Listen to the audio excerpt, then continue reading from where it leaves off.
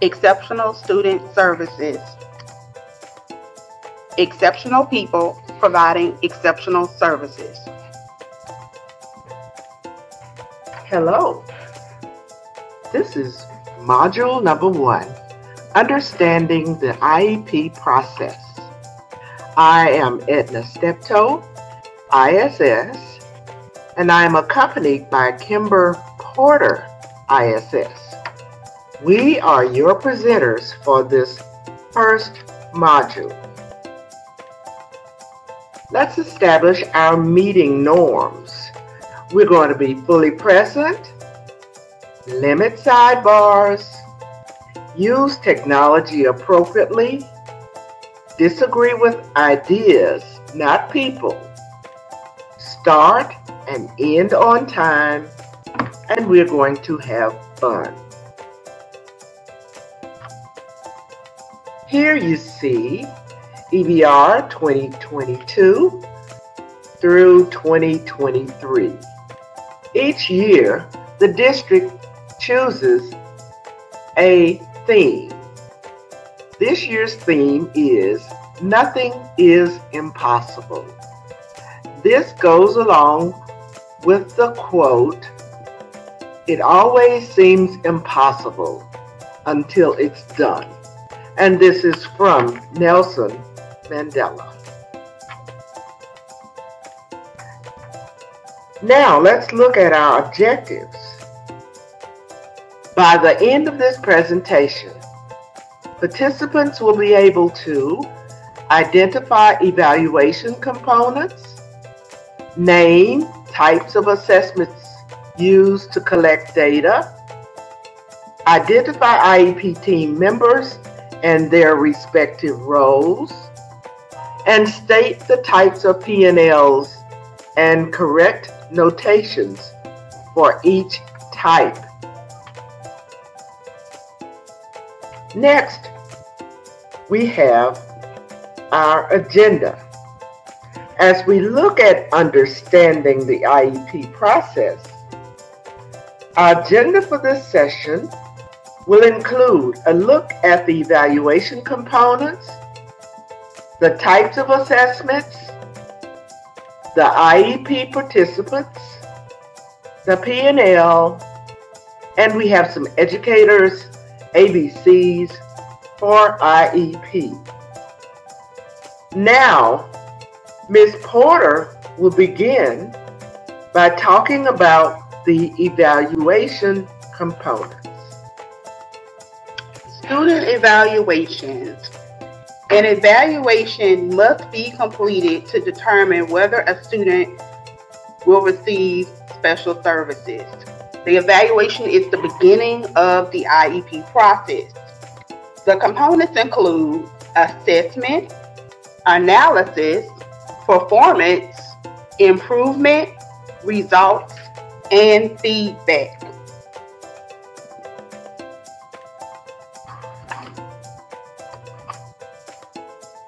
Evaluation.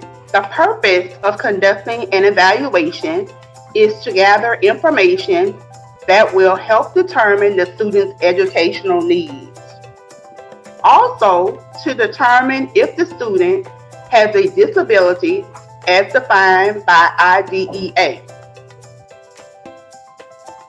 IDEA 2004, the Individuals with Disabilities Education Improvement Act, is the United States law that mandates equity, accountability, and excellence in education for children with disabilities.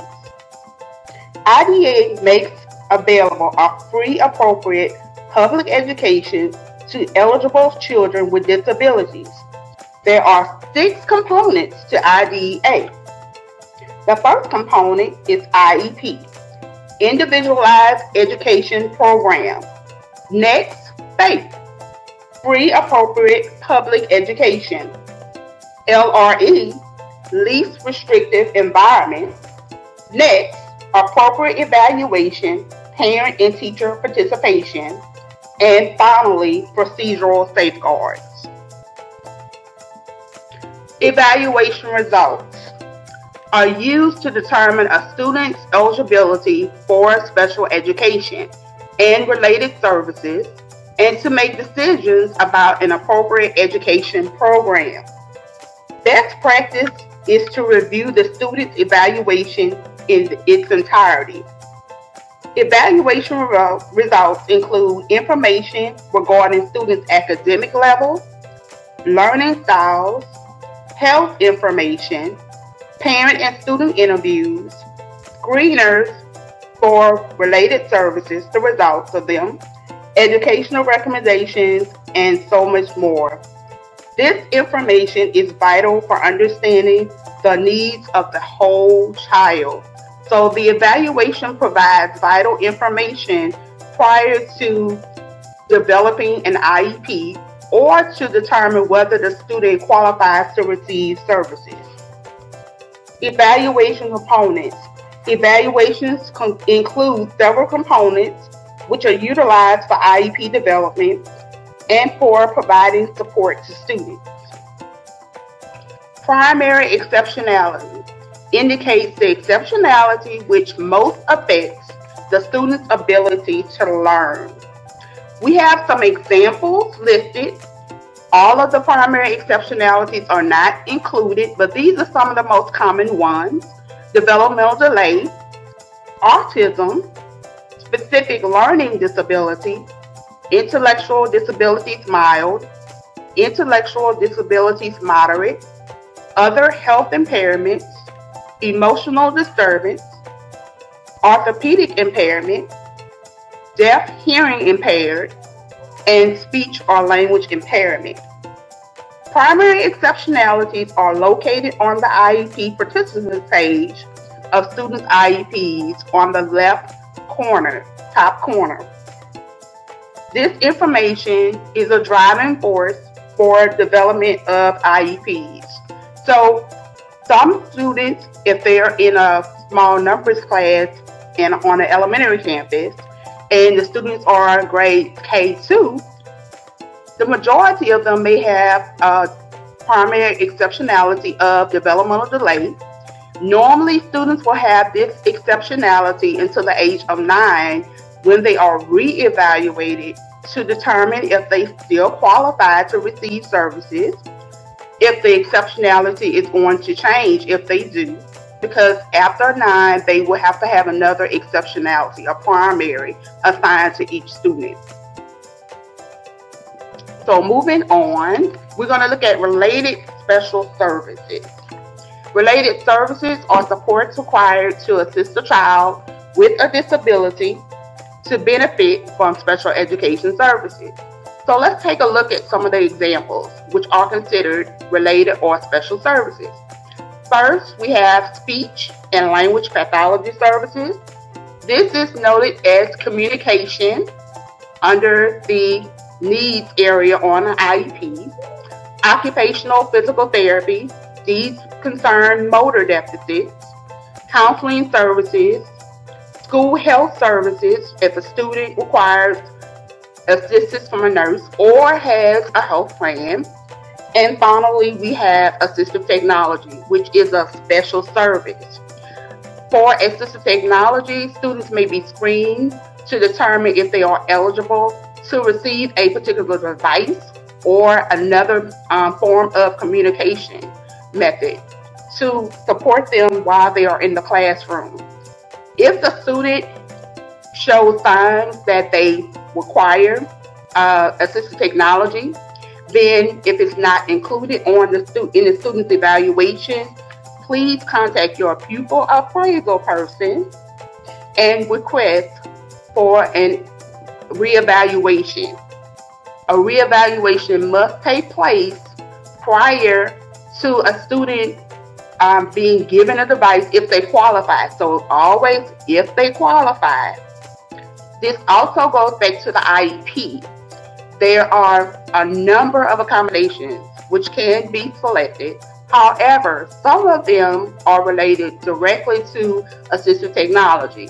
So we want to be very careful when we are reviewing IEPs and selecting accommodations as a team to make sure that we're not selecting accommodations that are specified for assistive technology. So just be mindful if you have any questions regarding it, or if you have a student or students which show signs that assistive technology would be beneficial for their learning, please contact your pupil appraisal person for your campus. Diagnostic assessments are a form of pre-assessments used to evaluate student strengths, support needs, knowledge, and skills before instruction begins. When our students come back to school in the fall, we always administer diagnostic assessments. They are transitioning from one grade to the next.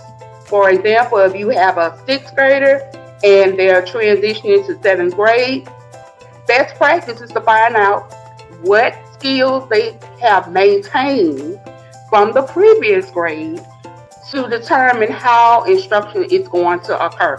So you're going to administer some diagnostic assessments. So some examples of diagnostic assessments included in this presentation: phonics inventory, intervention or curricular specific tool, running records, DIBELS, a lot of elementary people, LEAP 360, and unique learning, which is the approved district curriculum for students with significant cognitive disabilities. So if you don't see the diagnostic assessment listed, which is available at your campus or for your campus, then just make sure you're checking. This is just a partial list. There are many diagnostic assessment tools which can be utilized to gather information.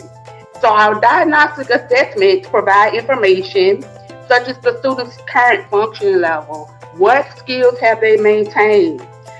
These assessments can be in many forms. You can have multiple choice items, you can have short answer questions. They're just assessing the learner's current knowledge of the skills in relation to what is expected to learn. So it's very important that a diagnostic assessment is administered to your students, because you need to know how much they have retained from their previous grade. What are they coming to the table with? Because sometimes it could have been taught, however, they may not have maintained it or truly learned it, okay? Because teaching doesn't always equate to learning. Educational assessments. An educational assessment is a method used to evaluate, measure, and document the academic readiness, learning progress, skill acquisition, or educational needs of students. So when we have the educational assessments, these are assessments which will be administered by pupil appraisal services. These are the assessments, the results, which you will see in the body of students' evaluations, okay? So this is not a teacher-based assessment. Some of those can be subjective. These are assessments that are given through pupil appraisal services. So we have some examples listed: the Woodcock-Johnson-Ford Test of Achievement, the Kaufman Test of Educational Achievement, Wechsler's Individual Achievement Test, and finally WPPSI Preschool Scales of Intelligence 4. So these are all different types of educational assessments. Depending on the needs of the student, the grade, you may see a different educational assessment. So again, this is not a complete list, but these are just some examples of educational assessments. If you have 10 kids in your classroom and you go and look in their IEPs, or you're looking in their evaluations and you turn to the section for educational results, you're going to see multiple assessments which are used. So it's not going to be the same assessment for all of the kids that you may encounter. You're going to see a variety of assessments which are utilized. So next we have a sample individual evaluation page. We have our student Helen Gaines, and don't worry, the names have been changed. We know that this information is confidential. So the names of the students have been changed on the report. So Helen Gaines is fictional, even though she is at a real school, Twin Oaks Elementary. So her birth date is identified. the age at the time of the staffing. So the time when they met to go over the full report. She was 10 years, 7 months. The school, which I just said, Twin Oaks Elementary, she's in grade 4. So please keep that in mind. She's in grade 4. So we have our primary exceptionality, specific learning disability. Helen does not have a secondary exceptionality, but her diagnosed impairments are really important as well. So let's take a look at those. Diagnosed impairments include written expression, oral expression, math problem solving, and language. Very important. So we know that primary exceptionality, specific learning disability, diagnosed impairments, written expression, oral expression, math problem solving, and language. Her related service is speech language pathology services. Helen does not have any special services at this time. So let's take a look at this. We know that Helen qualifies to receive services from Exceptional Student Services, and that an IEP will have to be written for her. So when we look at her primary exceptionality, we also look at her diagnosed impairments. And we know that from the diagnosed impairments, Helen should have at least 4 instructional plans. 1 for written expression, 1 for oral expression, 1 for math problem solving, and 1 in the area of speech and language. When you are drafting IEPs, it is important to always review the diagnosed impairments.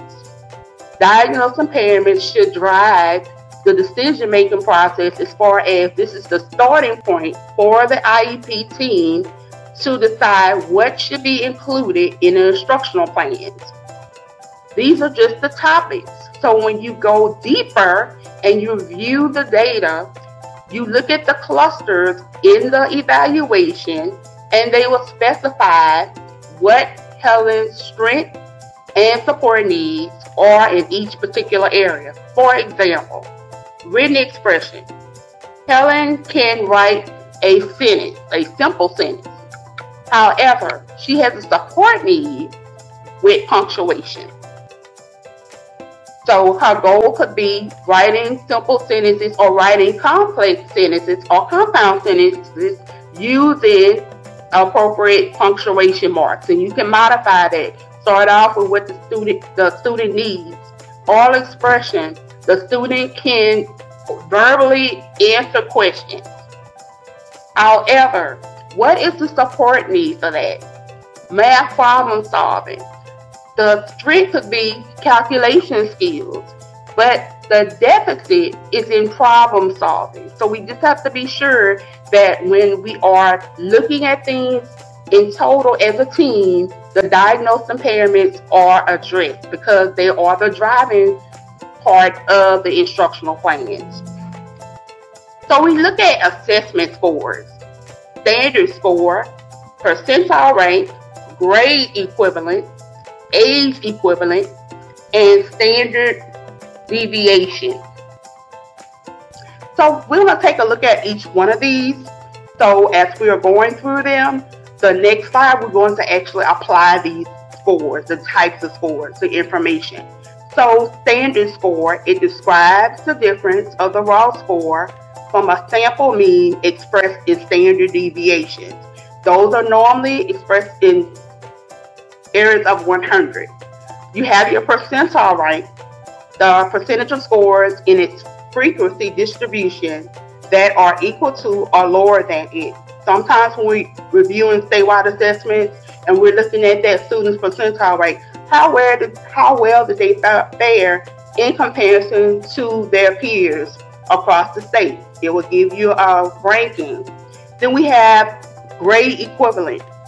This is a score which compares the student's performance on a grade level examination to the median score of the other students. And the mean is just the average set of 2 or more numbers. So our grade equivalent in most instances, if the score that we're looking at, the closest, because it's the easiest one to kind of interpret in regards to writing an IEP or selecting a goal for that student. Age equivalent. This is the median raw score for a particular age group. And finally, we have standard deviation, a score which describes how spread out the data is. It is a measure of how far each observed value is from the mean. When we think of standard deviations, what comes to mind right off of me is students who are eligible or possibly could be eligible to be administered Leap Connect. According to the Leap Connect criteria form, students at the elementary level must score at least 3.0 standard deviations below the mean in order to qualify to be administered Leap Connect. They can qualify, that's just in the realm, that's in the atmosphere. Be mindful that it's the team decision as to whether they will be administered that assessment. And for students at the secondary level, at least 2 or more standard deviations. So when we think of standard deviations, we often connect it to Leap Connect, that alternate assessment, because they're asking us to identify how many standard deviations below the mean did the student actually score before making a decision. So now we have come to the educational assessment results. This is the table that you should visit prior to writing instructional plans. So we're going to take a look at this page in detail.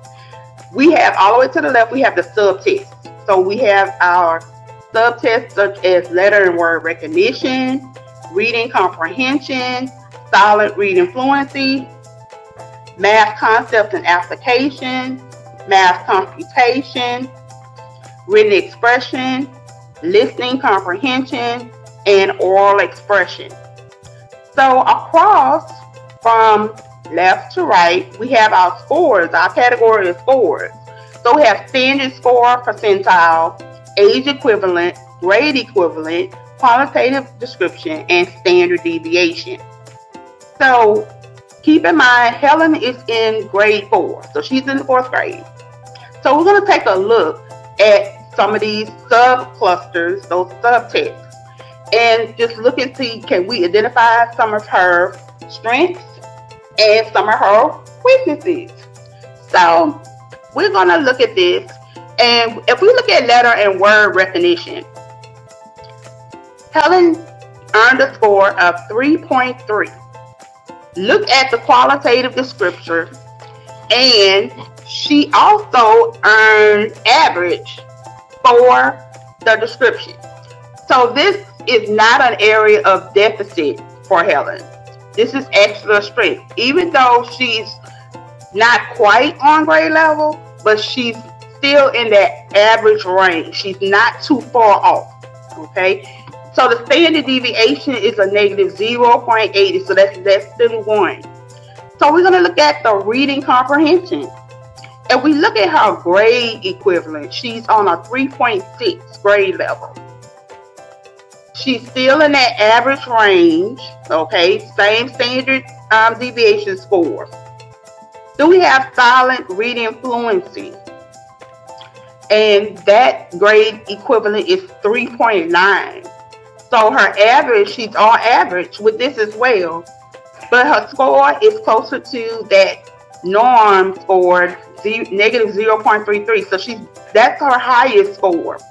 So between the letter word recognition, reading comprehension, and silent reading fluency, although Helen scored average in all 3, which one has the lowest grade equivalent? And that is letter and word recognition. So this could be something, even though she's average, when time permits, supplemental activities can be assigned to Helen in letter and word recognition. Maybe it's sight words she's struggling with. Maybe it's non-nonsense words. So from your diagnostic assessments, from your formative assessments, you will be able to progress monitor and to determine which words Helen would need in order to practice, in order to improve her letter and word recognition. The next subtest is math concepts and applications. Now, this is an area of concern. When we look at the grade equivalent, Helen scored a 1.5. So remember, Helen is in 4th grade. So Helen is approximately at least 2 grade levels behind. She's really a little bit more than 2 grade levels behind. And her standard score jumped a negative 2.13. So we look at math computation. Her grade equivalent is 2.6. Here, her descriptive, qualitative descriptive is below average. So she's still holding on slightly, just a negative 1.47. Then we have written expression. Here is another area of concern, K.7 grade equivalent, 4th grade. So that's basically right at 3 grade levels behind when it comes to written expression. Also, be mindful, we talked about those diagnosed impairments, and written expression was listed as one of the diagnosed impairments. So therefore, an instructional plan must be completed for written expression, or is recommended. Listening comprehension, 1.9. She's below average, but she still needs a little work because this is right at 2nd grade level. She's in 4th grade, so that's 2 grade levels behind. And finally, oral expression. This is definitely an area of concern. Pre-K 0.0. So 4 grade level. So we know that this is also oral expression, another diagnosed impairment. So when we go back and we take a look at our diagnosed impairments, we always know we have to address them. So the diagnosed impairments were written expression, oral expression, and math problem solving. So take a look at the grade equivalents one more time. Math concepts and applications, grade equivalent of 1.5. We also had the listening comprehension, 1.9, but oral expression is pre-K 0.0. So those are the areas that you will want to address when writing IEPs, but also in your instructional practices. You want to provide some individual time with the student if possible. Individual does not mean that you're in a separate class. So individual time just simply means you're working on a student, explaining something to them one-on-one for a particular amount of time. So these are the reasons why those diagnosed impairments have been identified. Because when we look at those grade equivalents, we know that they're either low or they're very low. And those are the items you will want to address when you are providing instruction and when you are writing instructional plans for IEPs. So we have educational recommendations. And the educational recommendations are simply strategies which are utilized to strengthen the student's academic skills and to enable the student to be involved in and progress in the general education curriculum. The Universal Design for Learning is a set of principles which answer what, how, why of learning for curriculum development that gives all individuals equal opportunities to learn and adjust for individual needs. So we have some recommendations and accommodations here. This is also a section that's towards the end of the evaluation. It's right before you get to that summary. Please make sure you read it. It will give you recommendations on how you can best support the student. We have some examples here: visual cueing, online tools, manipulatives. It will break down, it will give you a partial breakdown of certain manipulatives that may be better for the student. Human reader, small group instruction, calculator. So these are all some recommendations and accommodations which can be found in IEPs and evaluation. But the evaluation is where you get the recommendations, so you will know your team will know what you should consider prior to having an IEP finalized. So, of course, the IEP team is responsible for reviewing data to determine which accommodations are beneficial for student use. So you want to make sure that your educational recommendations are utilized from your evaluation. For a human reader, our criteria now definitely given to us by the State Department. Students have to be screened annually to determine whether or not they still qualify to receive the test read aloud accommodation.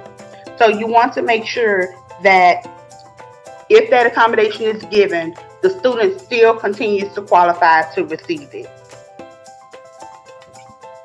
Summary of evaluation results. So again, I know we always push for time. However, if you're not able to read the evaluation in its entirety, I do recommend highly that the summary of evaluation results is read in its entirety. Not just skimmed, but read. It gives you information such as the reason for referral, screenings, so the results of those screenings, whether a student is at risk in an area. Helen was at risk in educational and speech. Educational assessment results. So you're going to have the strengths and you're going to have the support needs, the deficits. You will also have those impairments. What area was she exhibiting deficits? Listening comprehension, math calculation was a strength. Severe deficits were noted in written expression, oral expression, and math problem solving, which are her diagnosed impairments. So the psychosocial assessment results, you want to look at that as well. What factors contributed to Helen's educational difficulties? Speech assessment results. It will tell you what does she qualify to receive speech in, because on the first page of her evaluation, it is noted that Helen qualifies to receive speech language pathology services. And finally, does Helen qualify for special education services? Well, if Helen has an evaluation, she qualifies, and it says yes. So at the end here, it will tell you the exceptionality, specific learning disability, and the diagnosed impairments, written expression, oral expression, math problem solving, and language. And for related services, she qualifies to receive speech and language pathology services. So this is a quick glance of the evaluation results. How Helen was referred, the screenings, her educational assessment results, the psychosocial assessment results, the speech assessment results. So this is a summary. This is like an eval at a glance sheet. So you can read this in its entirety because it's really important so you can understand the whole child when you are planning for instruction and planning to create an IEP.